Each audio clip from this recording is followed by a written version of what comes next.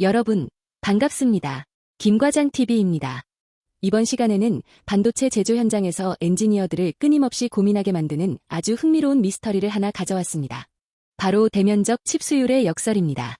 이론적으로는 치면적이 2배가 되면 불량 발생 확률도 2배가 되어 수율이 처참하게 무너져야 합니다.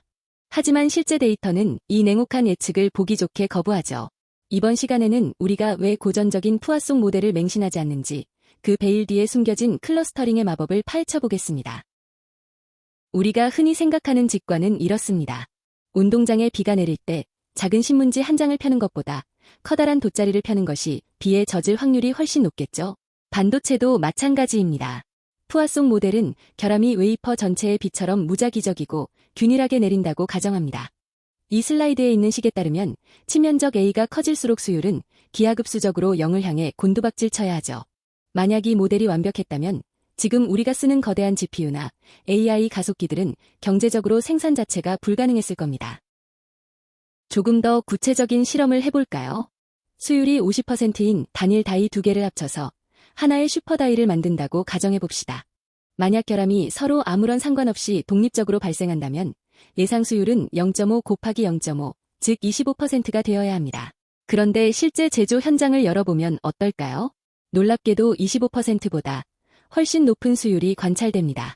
결함은 서로 독립적이지 않으며 결코 공평하게 퍼져 있지 않다는 강력한 증거입니다. 실제 웨이퍼의 세계는 푸아송의 가정과는 궤를 달리합니다. 결함은 혼자 다니지 않습니다. 웨이퍼 가장자리에 몰리거나 장비 오염 때문에 특정 구역에 뭉쳐서 발생하는 군집화 경향을 보이죠. 쉽게 말해 한 곳이 아프면 그 주변도 함께 아플 확률이 높다는 겁니다. 결함은 랜덤이 아니다. 대신 그들은 무리를 짓는 성질이 있다. 이 한 문장이 반도체 수율 모델링의 패러다임을 바꿨습니다. 뭉치면 살고 흩어지면 죽는다. 이 격언은 반도체 수율에도 적용됩니다. 결함이 웨이퍼 전체에 골고루 흩어지면 모든 칩이 하나씩 공격받아 전멸하겠지만 결함들이 한 곳에 뭉쳐준다면 그 칩 하나는 확실히 희생되더라도 나머지 넓은 빈 공간의 칩들은 기적적으로 생존하게 됩니다.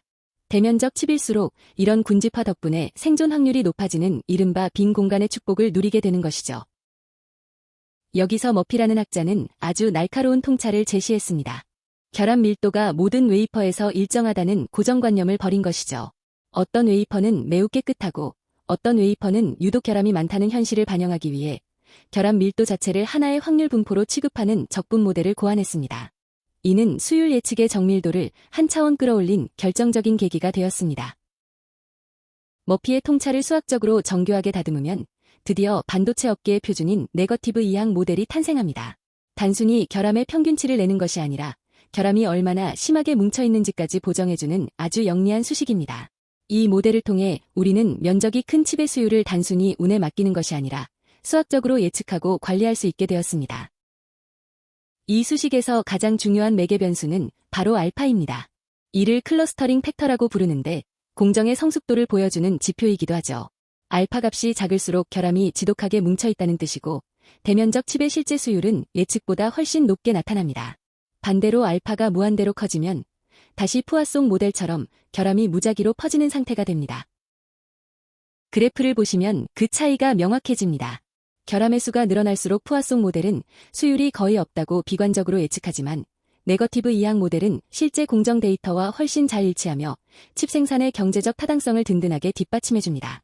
이 두 모델 사이의 수율 격차가 바로 우리가 클러스터링을 이해해야 하는 이유입니다. 하지만 여기서 끝이 아닙니다. 모든 결함이 칩의 숨통을 끊는 건 아니거든요. 회로를 직접적으로 단락시키거나 끊어버리는 치명적 결함만이 수율에 실질적인 타격을 줍니다. 따라서 우리는 전체 면적이 아니라 실제로 결함에 민감한 임계 면적에 집중해야 합니다. 배선이 없는 여유 공간에 떨어지는 먼지는 아무리 커도 무해한 법이니까요. 결국 수율은 곧 돈입니다. 반도체 패배 수익성은 얼마나 많은 양품을 뽑아내느냐에 달려있죠. 예를 들어 300mm 웨이퍼 공정에서 수율이 7%에서 50%로 오르면 적자를 보던 공장이 한 달에 수백억 원의 흑자를 내는 황금알을 낳는 거위로 변신합니다. 정확한 수율 모델링이 있어야만 원가를 정확히 산정하고 경쟁력 있는 가격을 책정할 수 있는 것이죠. 자, 이번 시간의 결론입니다. 결함은 비처럼 골고루 내리는 것이 아니라 웅덩이처럼 특정 곳에 고인다. 희생된 칩몇 개가 결함을 모두 품어준 덕분에 나머지 거대한 대면적 칩들이 생존할 수 있는 것입니다. 칩 면적이 커져도 수율이 버텨주는 이 역설의 주인공은 바로 군집화였습니다.